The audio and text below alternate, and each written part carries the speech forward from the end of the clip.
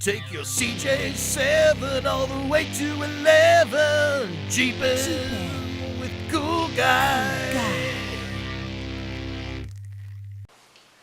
Want to take off the dust shield, the brake dust shield, and this is furthering of taking apart the whole axle, well, at least the front suspension assembly. There are 6 bolts on here, or 6 nuts. These are all 9/16. Underneath each one of the nuts is a simple washer. And then once you get all 6 of those off, it's just a matter of breaking through that rusted adhesion and popping it off. And there's your dust shield, which strangely enough is not rusted through like everything else seems to be on this Jeep. Wonder why this one was so well done. It's also nice because from what I gather, it actually has the side imprinted in it, so there's a nice little R. That's so nice that AMC did that for us. This is a spindle that is not actually welded into this main knuckle. But I can't get it off. I don't want to smash it or anything like that because I think it's usable. I think I just need to clean it up a little bit.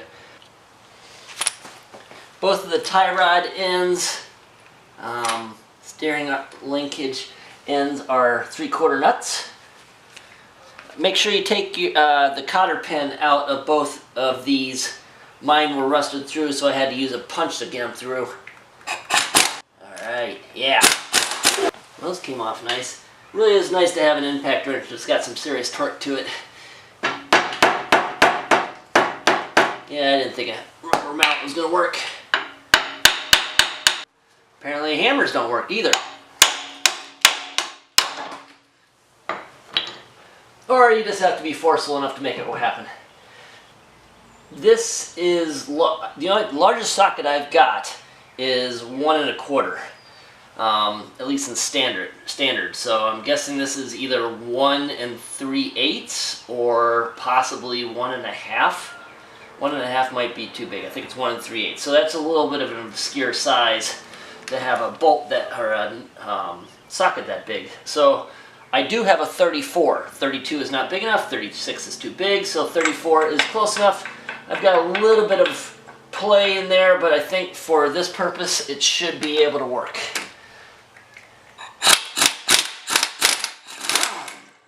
That's exactly what I wanted to see. That is a really big nut. Jeez. Wow. All right.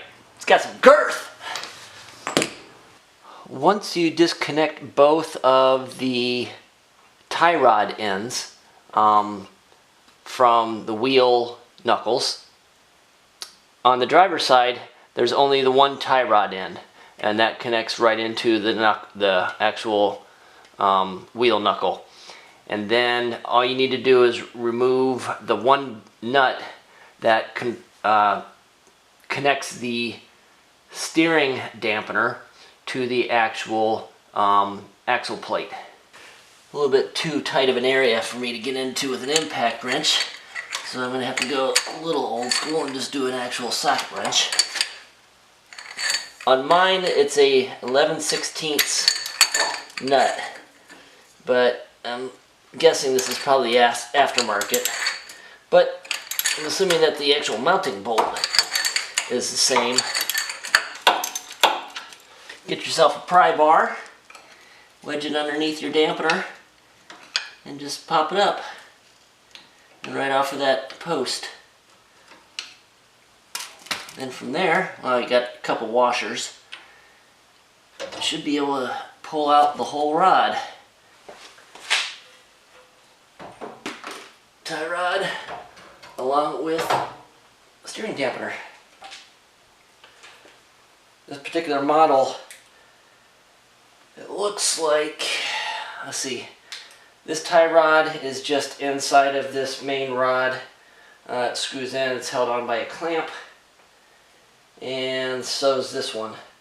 So both of these are just tie rod ends, threaded tie rod ends that you're able to put in just with this clamp. And then to take off the actual steering dampener, you just have to loosen the nuts on this clamp and the nut on this to actually take that out. I'm going to do that real quick here, just to totally disassemble this thing.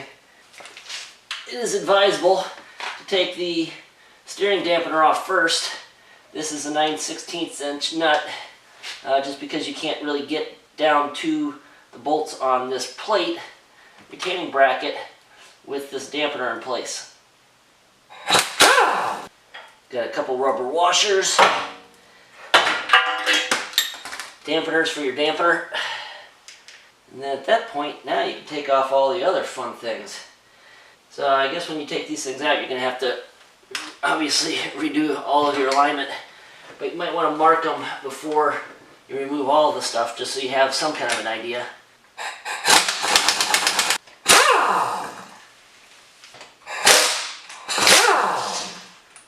Alright, guessing that these things, all these little small pieces, are definitely going to be replaced with stainless steel. The washers on here are really thick, like super thick, like 1/8 of an inch thick.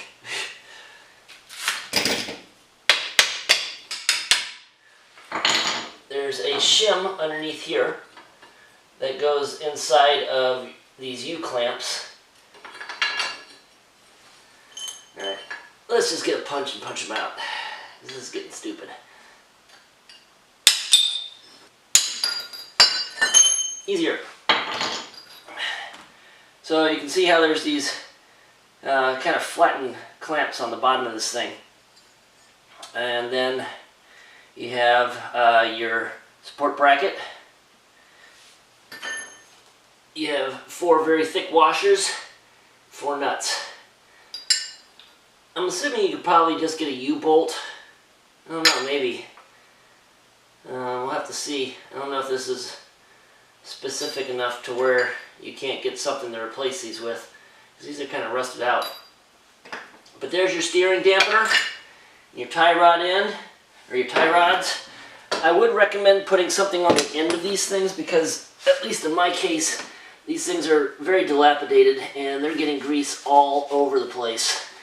So it's kind of a mess. Are we having fun yet?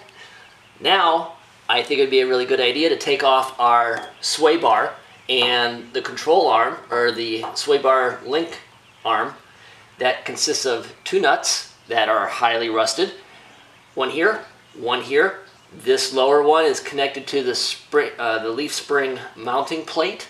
Then there's also 2 bushings, one on each side, that are connected to the actual frame by a mounting plate. So let's start with the control arm, the linkage arm, and then we'll move into the sway bar. Is it the right time in this process to take this thing off? Who knows? I do know that it's kind of hard to get an impact wrench in there, just because your wheel knuckle is in the way, so I have to use an extension. This is 3/4, this is 3/4.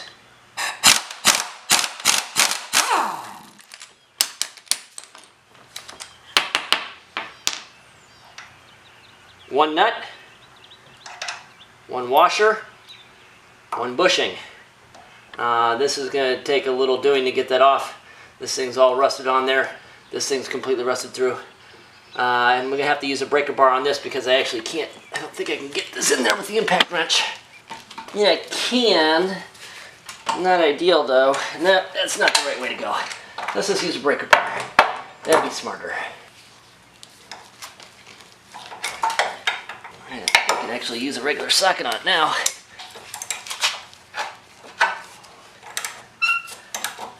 Cool guy, innovative technique. Really. So, on this Jeep, the tie rods are threaded into this shaft. This is a hollow shaft that has a slit, and then this is threaded too. and then there's clamps on the end of the tube that kind of holds the tie rod in place. Well, when you take this thing off, how are you going to get those tie rods out? Because those things are in there, they're in there fairly well. Mine were fairly rusted, and you have no way of getting any real torque on them. So, I mean, you can't do it by hand. You could probably do it by a vise if you really wanted to, but it was a major pain in the butt. So, scrape out the area, or the slot that's actually on this rod with a wire brush. Fill it with PB Blaster, that 50% acetone, 50% automatic transmission fluid. Let it soak for a little while. Then heat it up, and then smack it with a hammer a few times. And that should hopefully break the seal a little bit. Then put some more loosening agent on it. Then use the crown nut that you took the off of the actual ball joint, put it back into the knuckle, and then use the two clamps from both sides and clamp down to one end. Then get yourself a leverage bar. I'm just using a tube, steel tube, and you using the kind of like breaker bar approach, you turn it until you break that seal. And man, I'll tell you one thing, it's not easy to do. But once you get it to go, it's nice and easy. And now I can get these ball joints off. Where before I had absolutely no idea what to do. There you go. To further build on the tip of the day, these tie rod ends are actually reverse threaded. So lefty-loosey, righty-tighty does not work in this. This is righty-loosey, lefty-tighty. That took me a little while to figure out. So hopefully that will help you out with a little bit of frustration on your side trying to get these things out. Wanted to show you what I did when I took the link stabilizer arm off. Earlier in this video I talked about how I had used the actual bolt, this bolt, and I just hammered on the end of it, and I wound up bending all the threads and pretty much the top part of this thing, so I was not very impressed with that. Problem with that is this is about a $10 bolt, maybe $11 bolt depending on where you get it, because it's obviously specialty. I wanted to keep that as was. So essentially I took the actual bolt itself and put it into my bench grinder and ground off the threads and the bent part of just the end of the bolt, about that far, maybe 1/8 of an inch in, to the point where I had gotten rid of all of the damage. Put it in a vice grip, then I got out my 1/2 inch 20 thread count die and just slowly worked it back on to where it caught and the teeth caught. This takes a little while, probably about 10 passes, and I eventually got to the point where it caught, and then I recut and regrooved, retapped or re-dyed all of the threads. So I averted that crisis, which is kind of nice. So these are always nice to have, especially when you're doing all this stuff. But to add to that, I highly recommend getting thread cutting oil.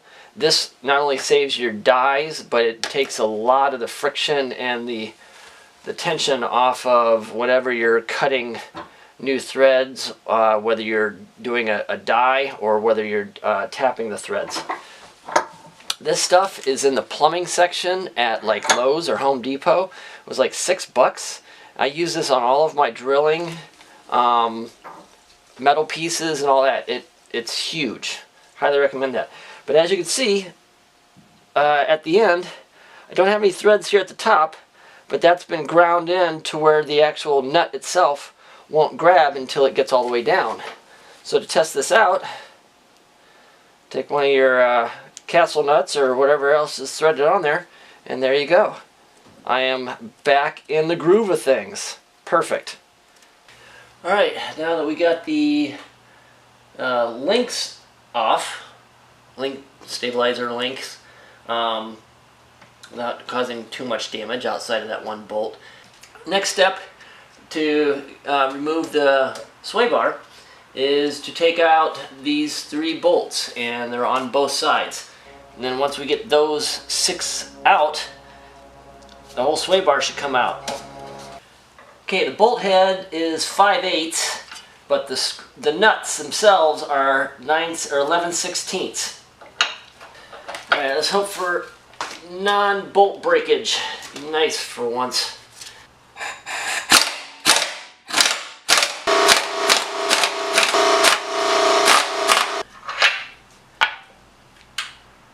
Side 1.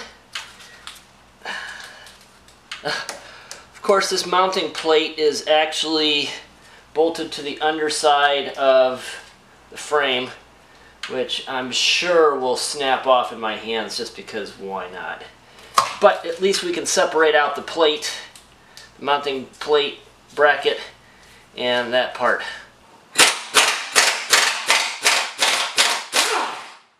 And there, my folks, is your sway bar. Pretty cool. These are just metal brackets that sit over top of the rubber bushings. Just knock these off. Bracket, bushing. Rust. One of the things that we need to do to not only take off the steering linkage arm, but to get closer to actually being able to take off the actual steering gear is to remove that nut right down below there. So I'm going to do that because I'm having a really hard time getting the tie rod end to separate out from the actual Pitman arm. So let's figure out what size that is. It looks like it's a 1 3/4, or no, not 1 3/4, 1 3/8. But the only thing I have is a 34, so I'm going to have to go with that.